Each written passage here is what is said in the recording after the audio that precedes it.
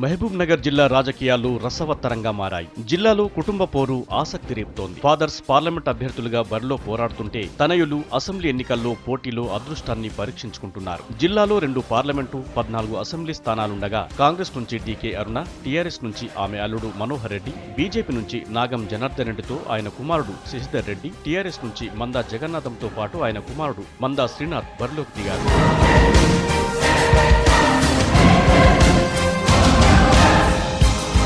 Mahabub Nagar parliament నియోజకవర్గంలో BJP అభ్యర్థిగా నాగం బరిలో నిలిచారు. గత ఎన్నికల్లో నాగర్ కర్నూల్ అసెంబ్లీ సెగ్మెంట్ నుంచి గెలుపొందిన ఆయన ఈ ఎన్నికల్లో లోక్సభ అభ్యర్థిగా పోటీ చేస్తున్నారు. ఈయన తనయుడు శశిధర్ రెడ్డి నాగర్ కర్నూల్ అసెంబ్లీ సెగ్మెంట్ నుంచి పోటీలో ఉన్నారు. నాగర్ కర్నూల్ పార్లమెంట్ నియోజకవర్గంగా ఉండటంతో తండ్రి కొడుకులు ఎవరికి వారు ప్రచారంలో దూసుకెళ్తున్నారు. దీంతో వీరిద్దరి పోటీ చర్చనీయాంశంగా మారింది.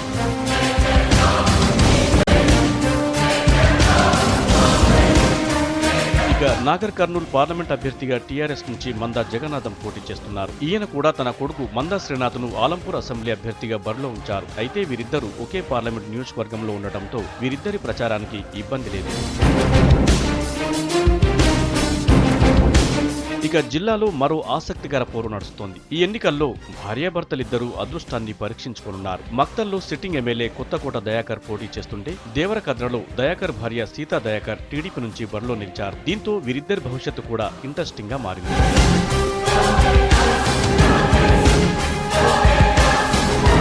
గద్వాల సెగ్మెంట్ లో కూడా 2009 ఎన్నికల సీన్ రిపీట్ అవుతోంది. కాంగ్రెస్ నుంచి డీకే అరుణ ఎమ్మెల్యేగా పోటీ చేస్తుండగా ఆమె అల్లుడు మనోహర్ రెడ్డి టీఆర్ఎస్ నుంచి పోటీ చేస్తున్నారు. గత ఎన్నికల్లో కూడా వీరిద్దరూ ఒకరిపై ఒకరు పోటీ చేశారు. ఇక్కడ కూడా కుటుంబ పోరులో ఎవరు గెలుస్తారో అన్న దానిపై చర్చ సాగుతోంది. ఫ్యామిలీ పాలిటిక్స్ కు కేంద్రంగా మారిన పాలమూరు జిల్లాలో బంధుత్వాలు పక్కన పెట్టి నేతలు గెలుపు కోసం చెమటోస్తున్నారు. మరి ఓటరు దేవుడు ఎవరికి జై కొడతారన్నదే ఇప్పుడు సస్పెన్స్.